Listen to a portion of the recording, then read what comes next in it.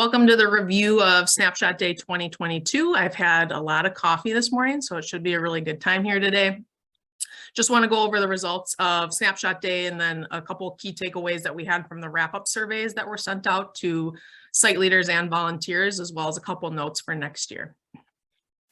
So just a quick review on the goals of Snapshot Day. We do have 4 main goals, of course, to identify new infestations of invasive species that we use that information to prioritize future monitoring. And then with the volunteer involvement, we also want to educate them about AIS, inspire them to act on those issues, and then ideally recruit AIS volunteers for future monitoring projects. So before we get into the nuts and bolts of the presentation, I wanted to start off with some feedback from your volunteers. Basically, everyone had a ton of fun. We received all positive comments from the volunteers. They loved the experience. They appreciated the site leader knowledge. So just a couple highlights here to start out on a positive note. People love to explore natural sites in their own local area. It's like an outdoor scavenger hunt.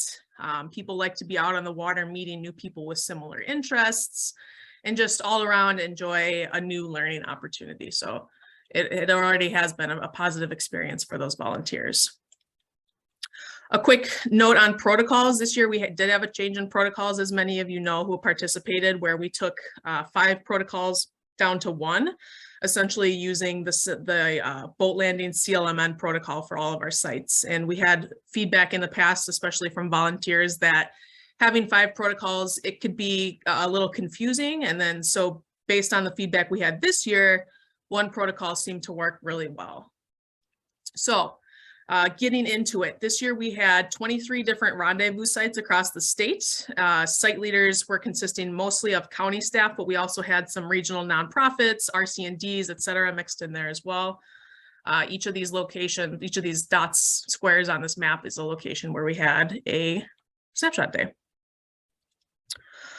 Over 100 people participated in Snapshot Day, and that includes 81 volunteers and 28 site leaders. And we had a pretty even split between water bodies. We had 64 different water bodies monitored. 30 of those were lakes, 33 were rivers and streams, and then there was 1 wetland monitored. And at those 64 water bodies, y'all monitored 92 different sites. 53 of those had invasive species present, and 39 of them had no invasive species present. And then breaking that down a little bit more, here's a chart of the different species located at those 53 sites where the invasive species were present. The most commonly located AIS were purple loosestrife and Chinese mystery snails. We had a couple new populations of those found, but we also had some prohibited species located that day too. We had a population of faucet snails found, as well as a new population of Asian clams. And with the exception of a few, most of the species had at least 1 site where they were new to a water body. So that's exciting. Exciting in like a good, bad way, you know what I'm saying? It's just to show that our efforts are working here. So I think that data nicely shows the value of Snapshot Day here. So those were the results of Snapshot Day itself. I just also wanted to touch on the volunteer and site leader post-event surveys that we sent out as well, because there is some interesting information that I think that we can learn from those. So for the volunteer post-event survey, we had 25 responses. We did have 81 total volunteers, so the response rate was only about 30%, but of that 30%, this is what we learned. 70% of the folks taking the survey were first-time Snapshot Day volunteers, and 30% had volunteered once before. So we're seeing from this information that newer volunteers tend to be drawn to Snapshot Day. During the volunteer registration process, we also asked those volunteers where they heard about Snapshot Day. Most volunteers, so this is, you know, to kind of help with future promotion and things like that. That's why I wanted to ask these questions. So most volunteers found out about it through communication by local partners, email news blasts, Facebook, and the WAVE newsletter. This was a little, honestly, a mistake on my part. This email news blast, that's a very vague category, and probably I'm not going to have it be a category next year because you can't tease apart if that email came from a local partner or a news release or a WAVE newsletter, but you can still see email and Facebook seem to be the best ways of getting a hold of volunteers. And we even got a couple from the newspaper, Instagram, and radio advertisements. So a pretty diverse range of ways that people hear about Snapshot Day. We also asked volunteers to rate their confidence in identifying AIS before and after Snapshot Day. So looking here, we can see that almost all of our volunteers come in with a lower confidence level in identifying invasive species. And then if you look at after Snapshot Day, we see those bars flipped around a little bit where most volunteers become at least somewhat confident in identifying invasive species. So I think that means everyone's doing a really good job at how to identify those invasive species. So great job there, site leaders.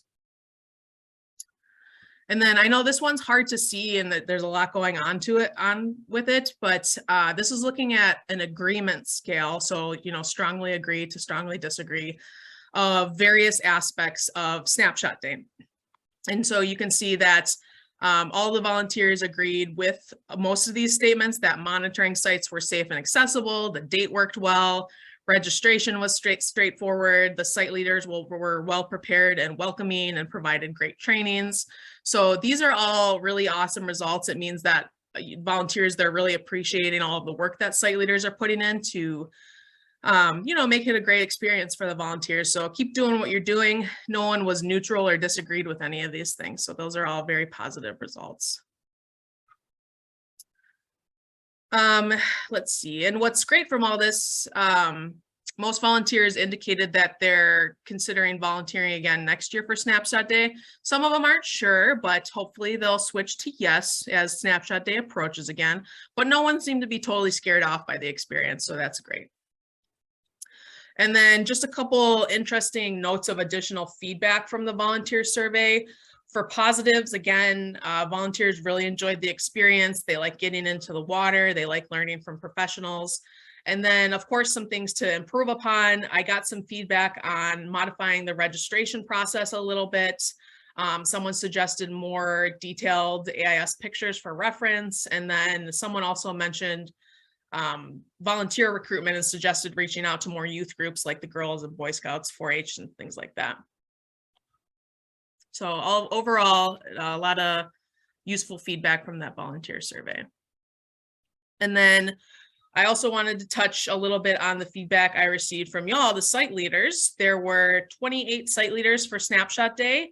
15 of them took my survey, 5 were new site leaders, and 10 had led at least one Snapshot Day before.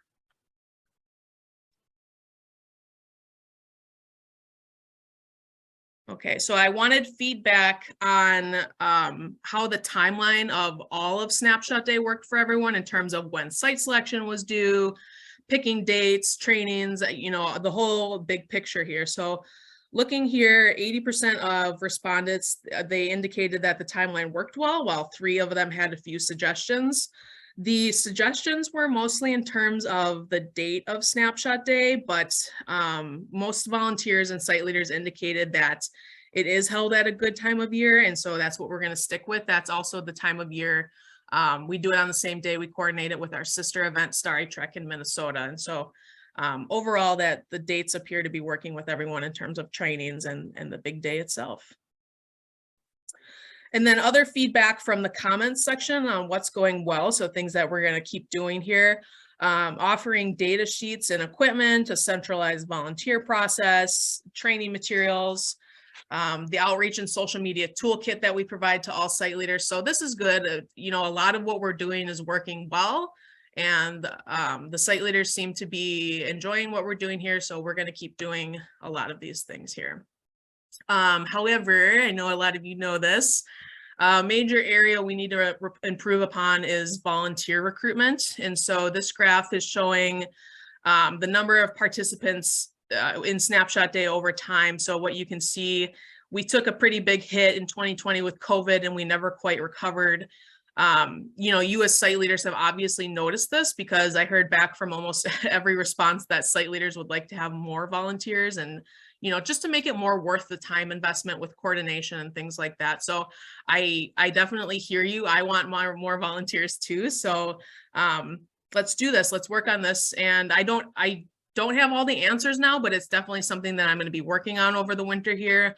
I've already spoken with our communications specialist here at Extension to get an updated, really expansive media list, and we can work more on social media and targeting Facebook ads, things like that. And then I'm also working to meet with the coordinator of our sister event, like I mentioned, the Starry Trek in Minnesota, to see how they do things over there. Their program continues to grow each year, and they get over 200 volunteers a year. So clearly this is possible. We just might have to modify our approach a little bit. So I will be working on new volunteer recruitment strategies. And in the meantime, if you found something that works really well for you, or if you have suggestions for me, I'm always really willing to talk about Snapshot Day. I get really excited about it. So very willing to hear those, you know, either at the Q&A session, or you can always email or call me and we can chat. Other than that, I just wanted to throw out the date for next year, which we already have scheduled. It's August 19th. Make sure you block your calendar for the fun-filled Saturday we have in store. And then also, of course, a big thank you to all the site leaders and the folks who made this year's Snapshot Day possible. So thank you, all the sponsors listed here. And again, my contact information in case anyone wants to chat. Thank you, Emily. And there is one question already in chat, but like I said, we're going to hold questions until each of the presenters is finished. So you guys who are presenting, keep your eye over there too, and we will carry on. So next up, we have Paul Skawinski for System Lake Monitoring Network.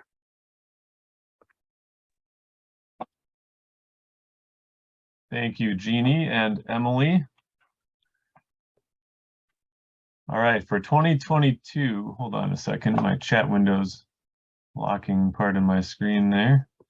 Okay, so I just wanted to review real quick Citizen Lake Monitoring for anybody new out there. We are over 35 years old now. We started with 113 lakes and about that same number of volunteers. And we are now consistently over 1,000 volunteers per year. Most of those are clarity and chemistry volunteers. The number of AIS monitoring volunteers is a little uncertain. I'll get to that later. It's all about reporting the data that they collect. But we are over 1,000 total each per year. We now have approaching 250,000 water clarity measurements that our volunteers have taken since the program began in '86. And we contribute more than 1/5 of all of Wisconsin's lake and stream monitoring data, according to the last DNR Water Resources Strategic Plan. And that includes WAVE volunteers as well as CLMN. So volunteers are contributing a huge proportion of that total data that is considered by DNR. This is a graph of our total participation from the program's beginning. Like Emily said, we took a hit from COVID. 2020 volunteer recruitment was down, or participation was down. We had travel restrictions in effect. We had people just being overall overwhelmed and not participating in some of these extra things that they might have done in previous years. We rebounded in 2021. 2022, we don't have a good number yet. We typically don't have a steady number until the early part of the following year, because some people wait until winter to report their data. So we won't have a good number until then, and we'll be anxious to see how that compared to 2021. We did have a jump in 2010, which is when the state really started pushing AIS monitoring. We started hiring a lot more AIS coordinators in counties and a ramped up grant program, things like that. I started in 2008 as an AIS coordinator. And 2010, I remember a lot of new people coming on the scene at that time. So there are more people out there doing trainings, more outreach being done, more volunteers being trained. So the biggest thing for 2022 was the new zebra mussel monitoring protocol. We have the two protocols for zebra mussel monitoring. One is early detection, presence, absence, and the other one is a quantitative monitoring. So the early detection one, we used to use the PVC plate sampler, pyramid samplers. And again, as I mentioned earlier this year, the reason we got away from that is because it was expensive. It's logistically challenging to receive them. They come as 4x8 sheets of PVC. They need to be cut, they need to be drilled, stored, shipped. And a lot of this was just challenging and expensive and just difficult for us and the volunteers sometimes.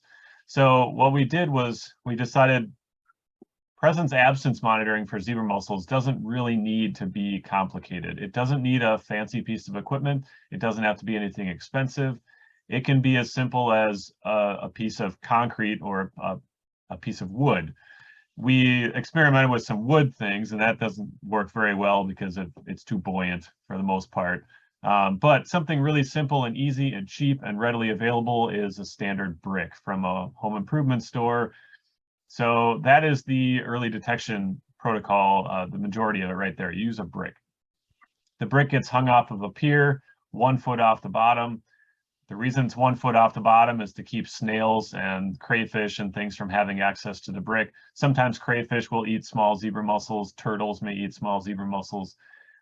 It's most accurate for us to have it off the bottom where it doesn't receive fouling by these other creatures or access to some of these bottom dwelling creatures. So the brick is checked once per month. If they find anything, they should send photos to their AIS coordinator. And if they do find the zebra mussels on the brick, then they would then switch to a plate sampler, just like they have done in the past. The plate samplers are deconstructed once per month, and the zebra mussels are given a ranking now for their density. What we used to ask for was counting the zebra mussels on the top side and bottom side of each plate, and then measuring up to 20 zebra mussels from the sampler. And that's a lot of work. And we did have volunteers give us feedback where essentially they were interested in doing this until they heard what the protocol was, and then they weren't interested anymore. So that was a good clue for us that something needed to become a little simpler. So this is a fast density ranking now of 0, 1, 2, or 3. Again, it's for the upper side and the lower side of each plate. So it needs to be done 8 times, but it is 0, meaning there are no zebra mussels on that side of that plate. 1 is up to 1/3 covered. 2 is up to 2/3 covered. 3 is 2/3 to fully covered in zebra mussels. So it's a much faster process to give us a density ranking, and it still enables us to provide a trend over time of whether that density ranking is increasing over time, decreasing, or staying the same. So here's the new data sheet that came along with that protocol. You can see the bottom half is different from what we used to have on the previous form. It now asks for the density of the zebra mussels on the top and bottom side of the 4 plates.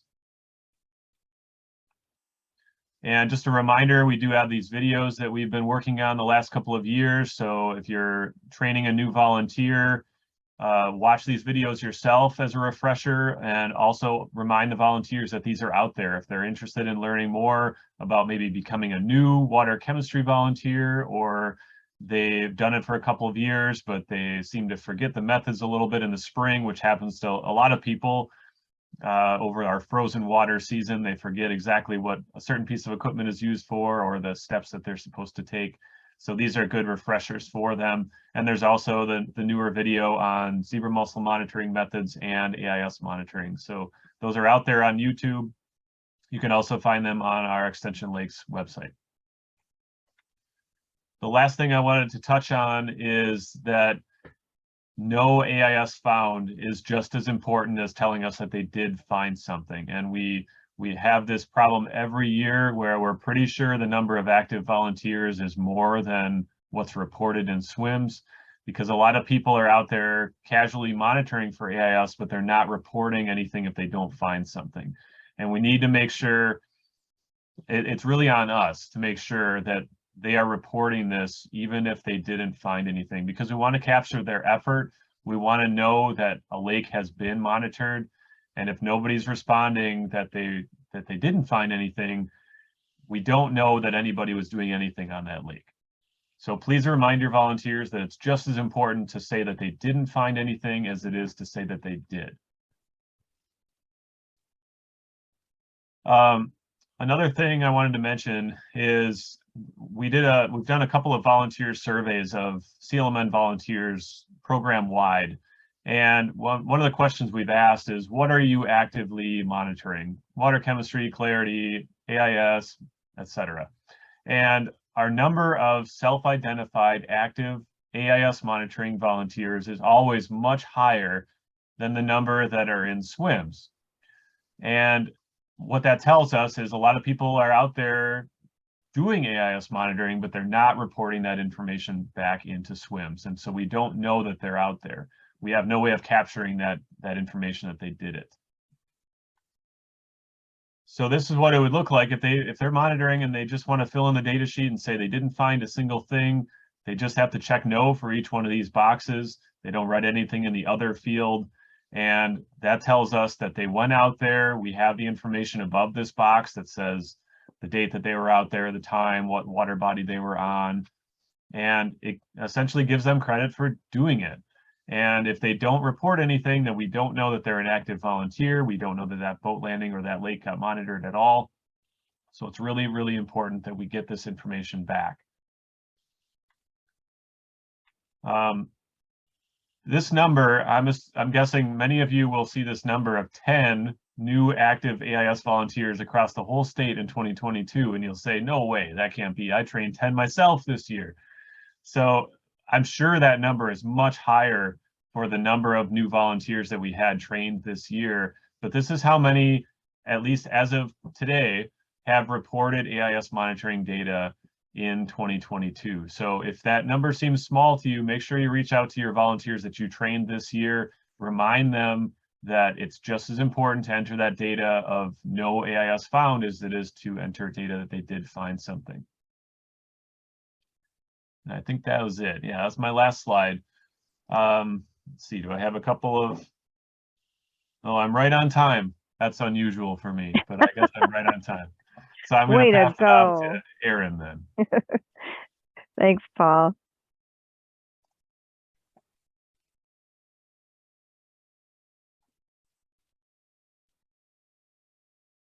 Good morning, everyone. You ready for me? Yep.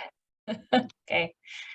Hi, I think I've met a lot of folks, if not everyone, but again, I'm Erin McFarlane. I'm the statewide Clean Boats, Clean Waters educator. I don't have any slides for you today because I don't have any really huge Clean Boats, Clean Waters updates for you. We'll talk more about clean boats and maybe some of the hiring challenges and things in our discussion groups later. But I did put some info into a chat message, so I'm going to send that right now so folks can see. So a little bit of information I will share is just sort of a review of a couple of the projects that went on this summer, and then just some upcoming things to watch for and resources that we'll have. So Jeanne mentioned our landing blitz data. It is so nice to have these graphs on the DNR's website now where you can just click the link and you can see progress over time for watercraft inspection data, or in this case, the 2022 landing blitz data link. Actually, that just shows you the data collected as part of that effort between July 1st and 5th. So by clicking that link, you can see the numbers and how that compares to previous years. Thank you so much to all of you for participating and all of your help in recruiting folks in the lakes around you and getting materials to them. Jeanne does the bulk of the work on that. I just did a little bit of training. So thank you so much for all of your efforts. I also am sharing a link to just some numbers, really general numbers, no comparative data for the boater behavior study that was conducted in 2022. Thank you all for tolerating the way too many emails that I send. Oh, thanks, Jeanne, about needing help with the boater behavior study. Just as a reminder of what that is, it's a separate effort from our watercraft inspection program. It uses a random sampling technique, and I typically only ask those of you who are part of the LNPN to participate so we don't confuse any of our lake groups and other watercraft inspectors, because the data sheet is just slightly different. But basically, we want to collect data about what steps boaters and anglers report taking after they leave the boat landing. We have some long-term data from 2004 on about these prevention steps. And so this boater behavior study is our effort to continue that data set. And so I did share the link just so you can see the hours that were spent, how many people contacted, but I don't have the information about looking at the trends and the percentages of the steps that people reported taking. We just got all that data in. I just wanted to share, Amy Kretlow and I have been talking about this too. It is a big ask of all of you to participate in this study every year. And so we collected about 30 hours, we spent, I should say, about 30 hours less on the voter behavior project this year than we did last year. A lot of that is because of some of you just were not able to find staff to help with the project. Others, it just, you had other things on your plate and you weren't able to participate. And so completely understood. But Amy and I have been chatting about trying to find a different way of carrying out this study to make it easier for everyone to participate, but also ensuring that we get a good amount of regular data, a certain number of hours every year so that we can continue adding to that long-term data set. So just if you're curious about the numbers, you can see those at that link that I shared. And lastly, I just shared a link to the Clean Boats, Clean Waters website. And I just wanted to share a few just things to keep in mind as we kind of tug through the winter and head into spring. I don't foresee any updates or changes to our main Clean Boats, Clean Waters data sheet or watercraft inspection report. We do, I think I shared this at the Train the Trainers session back in the spring. You can still let folks know if they need Clean Boats supplies or if they want to get order some things because they have some grant money left over, get ahead of the season next year. You can go to our website and there's a link where you can order supplies. We do have hooded sweatshirts now. So if there's some lake groups that would be excited about that, that's great. Otherwise, we have lots of the free AIS publications and resources still available. And what was the next thing? Oh, and then the final thing, which we'll talk more about tomorrow, is we all know that SWIMS 2.0 is coming. And one of my thoughts in making sure we all are prepared for that is Jeannie and Jake have been doing a lot of work on creating a guide that those of us statewide and regional coordinators like yourselves can use. And I want to make sure we also have resources that are slightly simplified for our Clean Boats, Clean Waters inspectors so that it's easy for them to understand how to get their data in and how to find their projects and things like that. And so that is something to watch that we will have available for 2023 to ensure that they have just a simplified, specific resource that they can use. Because I don't know about all of you, but I do get calls from folks having trouble just understanding how to use their computer or get access into SWIMS. And so we want to make sure we try to make things as easy as possible. So that's in the works too. But we'll talk more about SWIMS 2.0 tomorrow. So those are my updates, and I included my contact information in that chat box if you don't already have it. And we'll definitely chat more about some of the hiring challenges and stuff for Clean Boats later today. But thanks for any questions you have when Jeannie's done. Right, Jeannie, you're next. Yeah, thank you, Erin. And we'll have plenty of time to chat because mine isn't going to be that long probably. But I will mention we are simultaneously working on a really simplified volunteer guide too. And like I took what Jake and I had already done and did initial draft of that, and Erin, Paul, and Emily and Katie are all weighing in on that, making suggestions. I haven't had they were doing that over the last week or so and I haven't had a chance to look at it yet. I don't know if Jake probably has or not, but anyway, I'll go ahead and just share my screen now. Hopefully you're seeing are you seeing the purple loosestrife or are you seeing my mail? You can see the loosestrife, Jeannie. Okay. And sometimes I just don't quite know what people are seeing. So I didn't, like I mentioned, I've been dealing with a medical thing going on here, so I did not do much of a presentation here. But I wanted to give everybody an update what's been going on over the last few months. So probably the highlight of the summer for me was taking my intern Molly and doing a road trip early in the summer where we ran up to visit the Northwest counties primarily and worked our way across over to the east side, and it was fun. She is from Missouri, so she had never been to Minnesota, so we got to have lunch with Katie Sickman and Caitlin Anderson at Interstate Park. So she got to go to Minnesota side of the river at the St. Croix, and she got to go have dinner at her first supper club. Was that Hayward or where did we go? I don't know. It was a great trip. We got to spend so much time with so many people, and it's definitely the most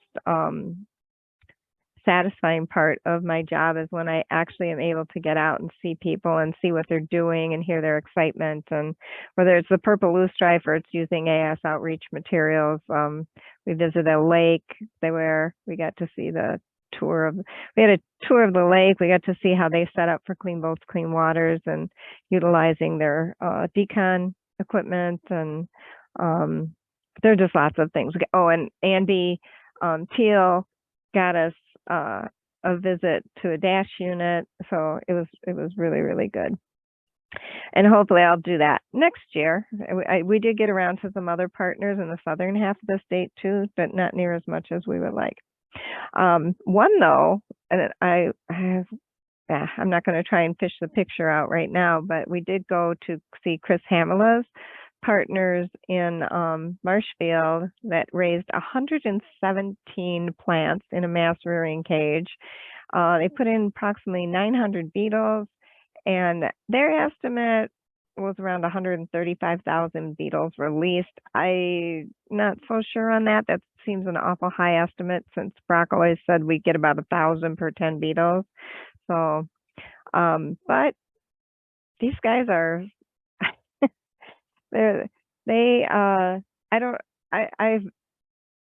I'll have to share a picture of the cage with y'all sometime.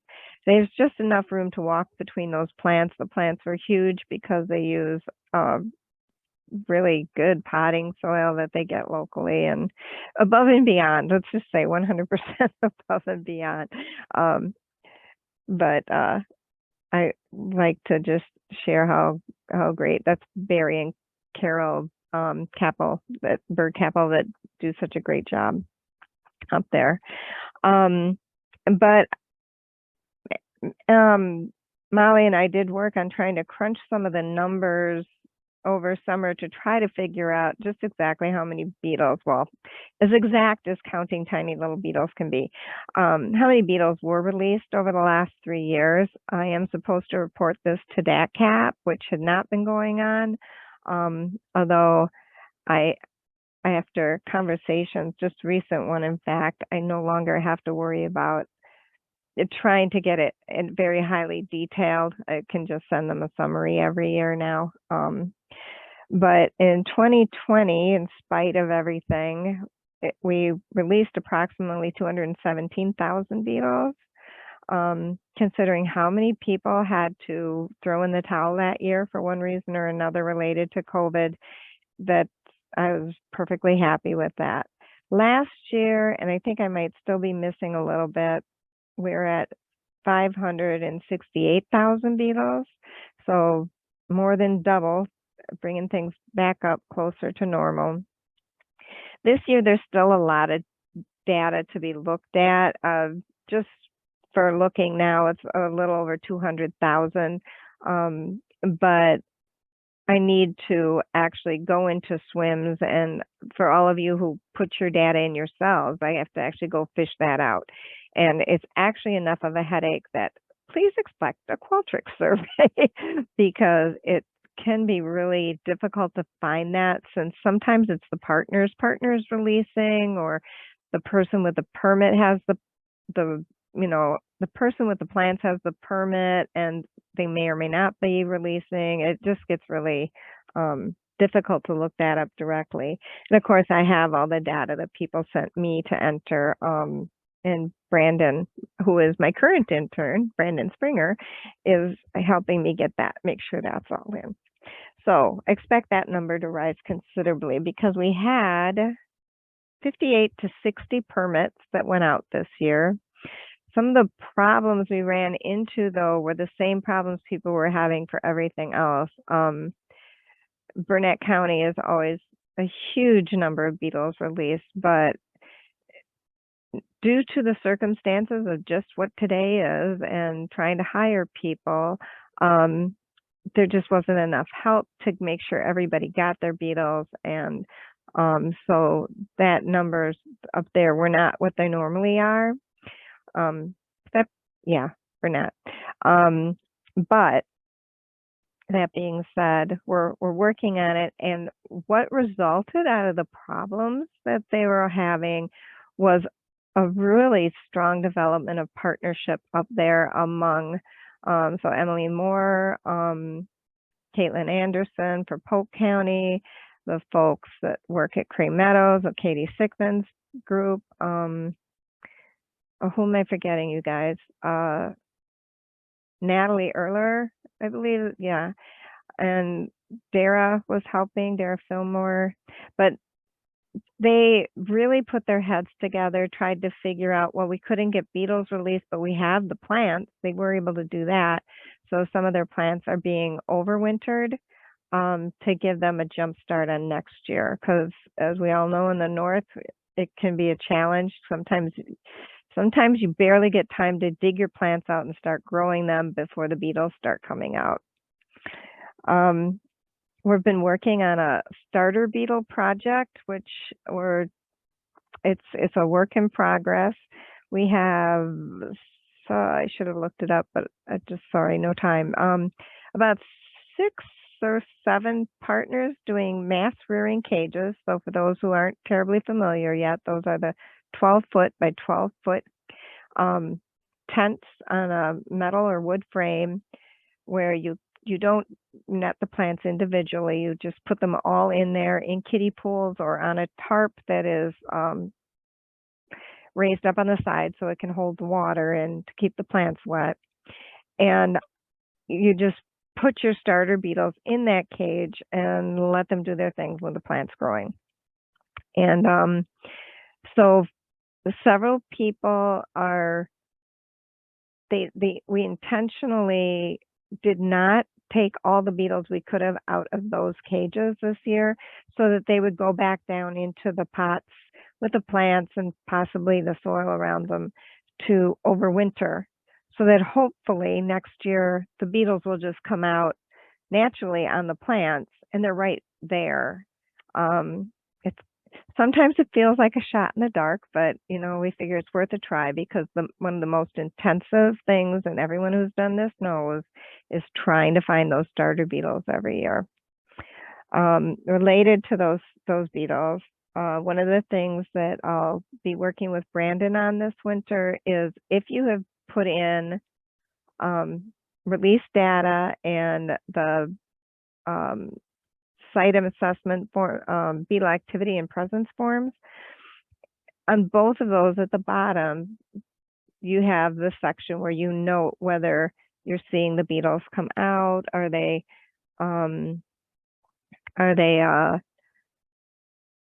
when you're going to the site, so the evidence of beetles there naturally is what I'm trying to say. The holes in the leaves, the actual beetles, the larvae, the decimation of the plant, whatever that happens to be. And do you think this site would make a good insectary? And sometimes it's not the fact beetles are there. Sometimes it's simply because the access is really good. You don't need a boat to get there, or you don't have to worry about going chest deep in the muck. So we're going to look through that data and see if we can start getting insectaries noted on the map.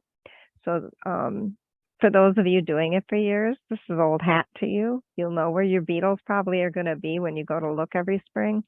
For people who are newer, if we can actually start getting those insectaries mapped, then when you leave your position, the next person who comes in might have an easier time. Let's see, what else was I thinking about telling you all? Let's see, starter beetle. Oh, mass rearing cages, a little more on that. So we're going to be getting 10 new mass rearing cages. Most of them have been spoken for. It's something to think about if any of you have opportunities with partners to manage one. It does allow you to raise a tremendous number of beetles in an enclosed space. But just like with the plants that you might have in somebody's backyard, you still have to make sure you've got somebody to check on them regularly. You still have to make sure you can get the beetles in. You're going to need more beetles possibly than normal, depending on how many plants you have in there. the usual number is anywhere from 50 to, I'd say, 80. And I'd love to eventually get them almost strategically and regionally located, so that you can, people can help each other more regionally. So one county doesn't necessarily have to do all the work by themselves. So like the example of what happened in the Northwest this year, where they just came together and they really helped each other out. So that's something that always happens with Purple Loosestrife. From the time I've started, I've seen this. Like, for example, a partner in Vilas County needed his beetles. Chris Hamler raised his hand and got him some beetles from, I don't remember what county, but they weren't out of Vilas County. You know, that it happened that Chris got a hold of them and said, I have some beetles, and he brought them up there. So as time works out for people to be able to do that sort of thing, that's one way we can keep the program going and successful. So that's about all I've got. So I'm going to turn off my share here. And now we have plenty of time for questions for all of the different good stuff that's been going on.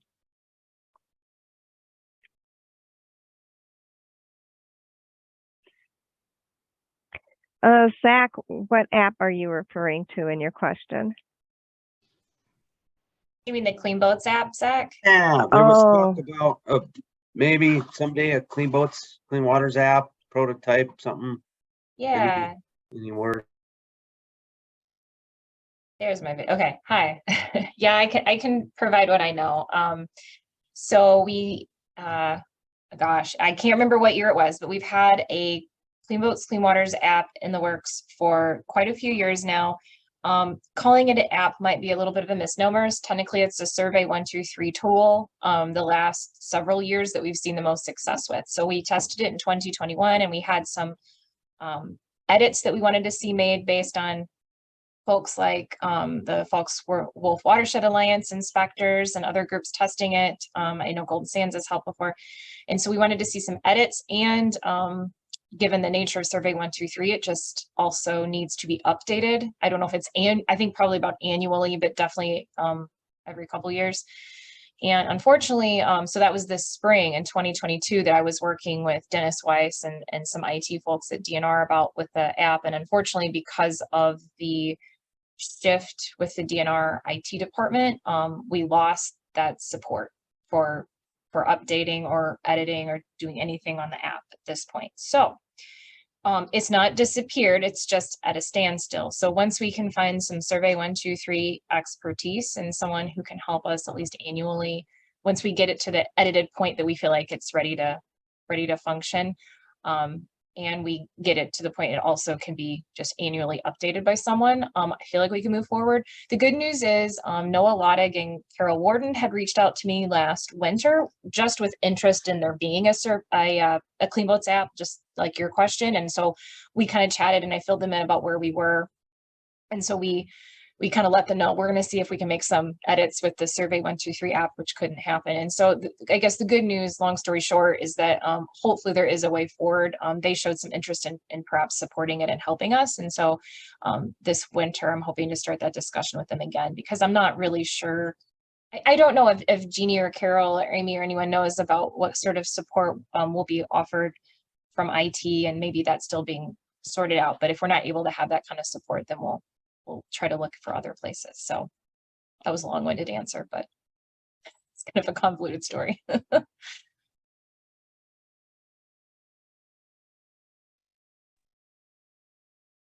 Hey, Jeannie, this is Lisa Burns. I am wondering, the data that comes in for the drain campaign, I was just kind of looking at the website, specifically here in Washburn, and the numbers of participants and things. Are we able to get that information from you as far as who actually submitted that information, like what lake groups? You know, I've worked with a lot of the lake groups and giving them their towels and things like that. So after they get distributed, I don't really know what happens after that or how many people they talk to. So Do you have that information that you can send if, you know, we request it? Yeah, we could, actually, when I've looked for stuff like that myself, I usually end up having, Jake run a query for me where he pulls just that data for those dates, and then I just have to work, and that's the way the Landing Blitz data works, where we happen to have it on the website. We don't happen to have that set up for Drain Campaign, though I'd like to. So there's something, it seems like there's some way it made it hard for me to do, but Jake was able to do it pretty easy. So just send me a reminder email and we'll work with Jake on that. Do you need it in time for like reporting out for your grant? Yeah, I mean, whenever. It's just more of a curiosity too, of how many people end up actually reporting, as you know Okay. how that goes. But Yeah. yeah, and then for grant information, obviously. Thank Yeah. you. I was excited to see on the Landing Blitz when I opened up and looked at the link, that nearly as many boats were inspected as towels I bought and gave out this year. So lots of times it hasn't been such a close correspondence. And I'm like, okay, what are they doing with all these towels we just bought?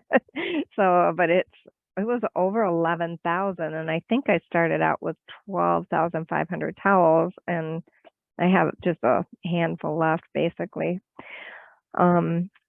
And I do have, speaking of towels, I do have small amounts of I think I have more of the white ones left than the blue ones. Yeah, very few blue ones. But if you have an event where you only need 25, 30 towels, and over the course of the next few months, you know, I can certainly share those with you. I have a couple other purple loosestrife questions in here. So, Kathy, I'll have to look regarding getting a cage and materials. I have to look at my list. I haven't looked at it for a couple of weeks since Amy and I talked about it last. And then that whole idea of the beetles hibernating and the pots and the macerating. So that's basically what we're doing with the starter beetle project that I was describing before. We're hoping it can help. Dara ran into some interesting problems with hers. Before she took the cage itself down, because we take the net down because we don't want it ruined by wind and snowfall and stuff that could pile up on it and crush it. But the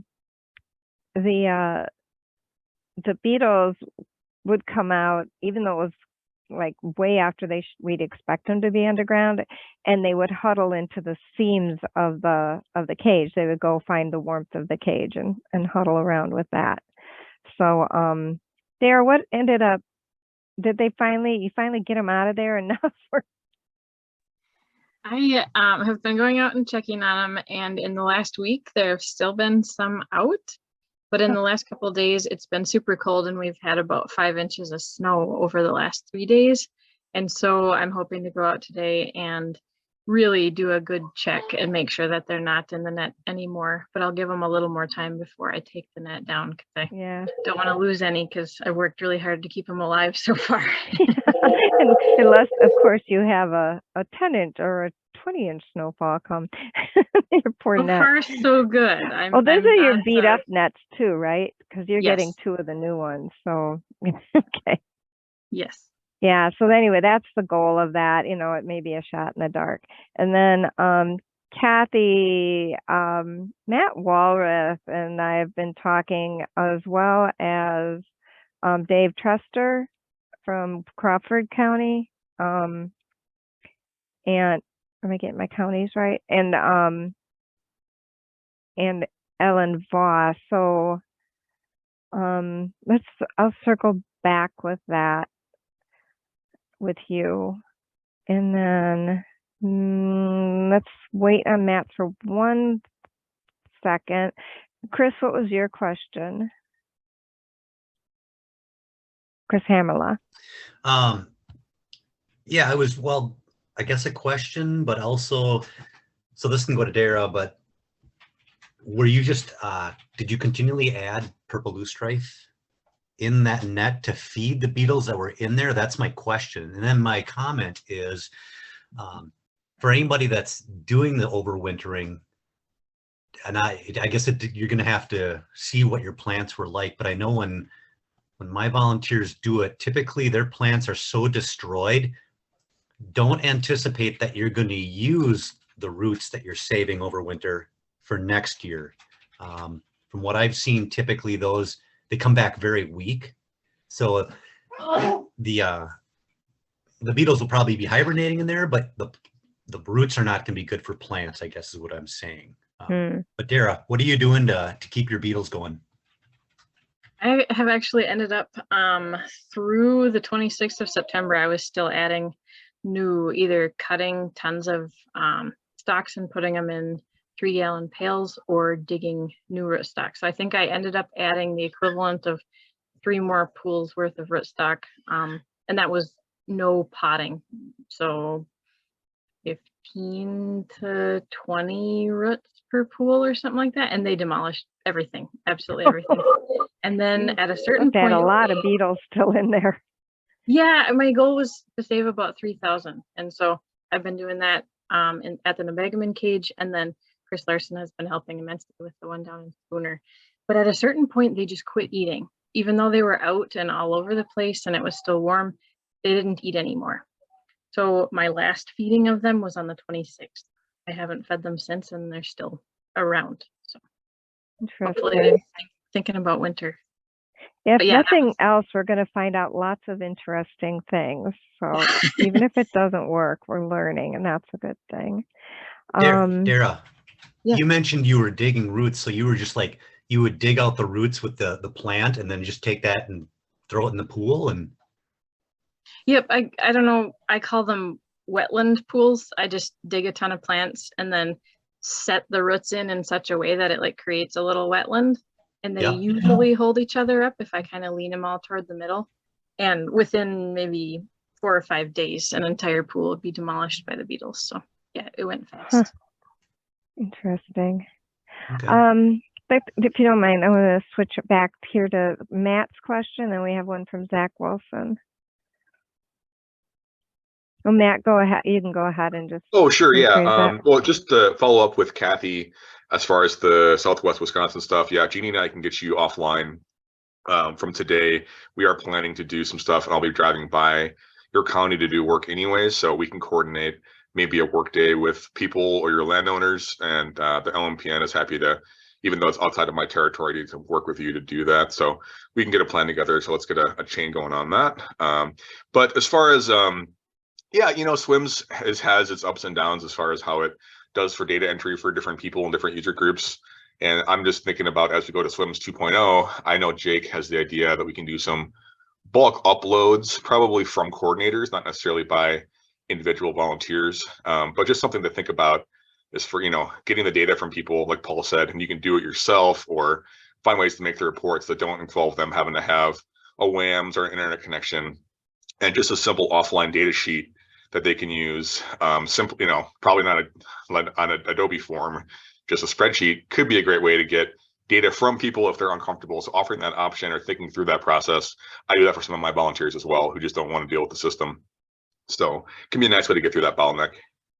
But I'm also curious, I mean, I know 2.0 is close and Jake's not here, so not to belabor that, but I'm excited to see that process happen. Righty. Zach. Question for Daryl. What does her overwintering cage look like? Does she I thought I heard her say there was sand or something she put in for the soil for the beetles to go into, and then is she gonna cover them up with like straw for extra insulation? I always worry about beetles overwintering in a substrate that doesn't have a good insulating kind of cover. And once the snow comes, it'll be a great insulator, but prior to that, I'm wondering what her cage looks like. Yeah, I can go out and grab some photos too and send them to you, Zach. But at the moment, I have 4 pools that everything is unpotted. All the plants are stacked, super, like as tight as I can possibly get them, and then slightly mounded with all the tops kind of pointing toward the middle. I haven't added anything yet because when I've added hay or straw in the past, the mice go nuts. So my goal is once it's just a tad more freezy, and hopefully it's it's not too freezy already, then I'll see about adding something more, even if it's just tarping them with a couple layers of tarp to try and discourage the mice. They destroy the roots. So I think I'll try a couple different things since I've got multiple pools and 2 different sites, and we'll see what happens in the spring. But right now I haven't added anything more as far as substrate, except all the like extra sand, whatever mix that I had into those pools. So nothing yet, but coming up pretty soon. Thanks, Dara. Yeah, it's going to be interesting to see how this little experiment works. And we've got different people doing slightly different things. The 6 or so cages. Kathy, do you want to go ahead and mention what you put there in chat, Kathy Higley? Oh, and Paul, actually, Paul, I don't know, Paul or Kathy, if either one of you want to address that, in case we have anybody on the phone that can't read the chat. Yeah, Kathy had asked, referring to lakes that have professional AIS surveys done on their lakes, they don't feel like they need to emphasize volunteer AIS monitoring to their members or their residents. And she was just asking what I thought about that. And my response was basically, I think both of them are important and they don't need to be exclusive of each other. The professional AIS surveys are often looking at a lake-wide AIS survey, and it's nice to spend a little more time on these very high-risk areas like boat landings. So I think that they should complement each other, those 2 efforts. And the AIS professional survey will be good at detecting probably larger populations across the entire lake, and the volunteer monitoring, especially at boat landings, is more likely to find a new pioneering population.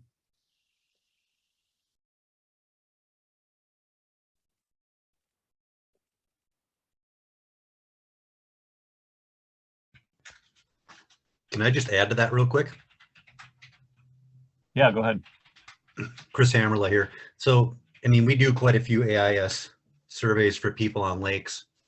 But like Paul said, you know, there's always that pioneer population you got to worry about. So even though you may have a professional come out to the lake and do a survey, you know, and check things out, doesn't mean that next week a boat might come in with Eurasian water milfoil on it. So I think it's really important that people still need to understand, keep monitoring. You never know when something is going to come in.